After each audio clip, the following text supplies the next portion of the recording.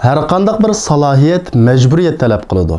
Salohiyat talab qilgan eng aqalliy majburiyatni ado qilmagan vaqtimizda o'zimizni qanchalik shu salohiyat bilan atab olsaqmi, u salohiyatga loyiq odam bo'lmaymiz.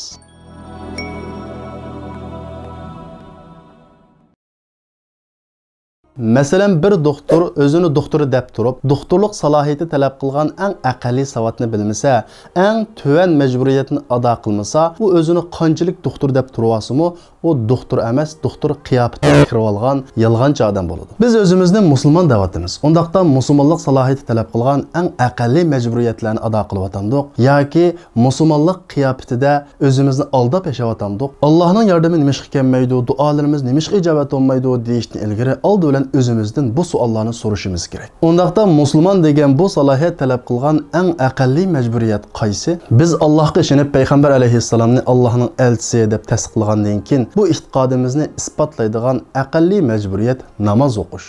Namazning islomdagi o'rni boshning tandagi o'rniga o'xshaydi. Tan uchun bosh qanchalik muhim bo'lsa, musulmon uchun namoz shunchalik muhim. Boshsiz tanni tasavvur qilib bo'lmagandek, namozsiz islomni, musulmonlikni tasavvur qilib bo'lmaydi. Namoz musulmonning kimligi, shundaqla hayotidagi eng muhim ishi. Allohning qiyomat kuni bizni so'raydigan tunji ishi namoz.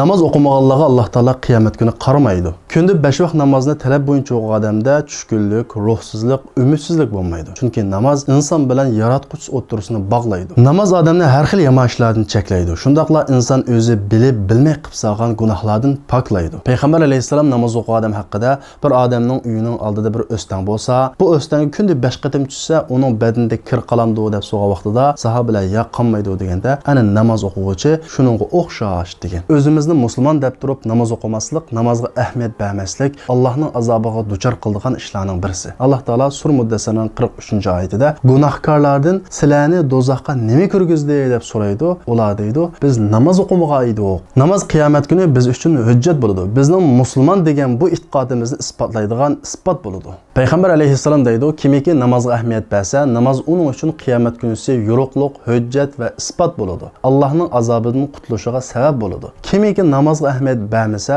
uning uchun yo'riqlik, hujjat va isbot bo'lmaydi. Allohning azobidan qutulishiga sabab bo'lmaydi. Namoz o'qimagan odam qiyomat kunisi Qarun, Haman, Fir'avn va Makkalik savdogar Umay ibn Xalab bilan birga bo'ladi. Olimlar bu hadisni tushuntirib mundaq deydi. Bir odamning namoz o'qimasligiga uning mol dunyosi sabab bo'lgan bo'lsa, bu Qarun bilan birga qopadi. Agar uning namoz o'qimasligiga uning saltanati to'salg'i bo'lgan bo'lsa, u Fir'avn bilan birga qopadi.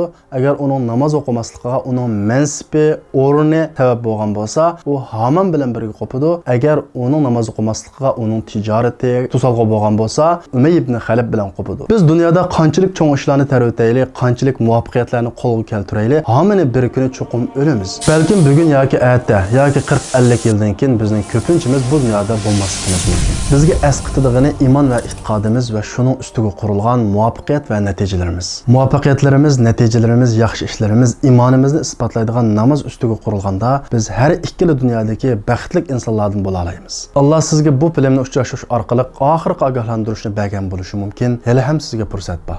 Allohu akbar, Allohu akbar. Allohu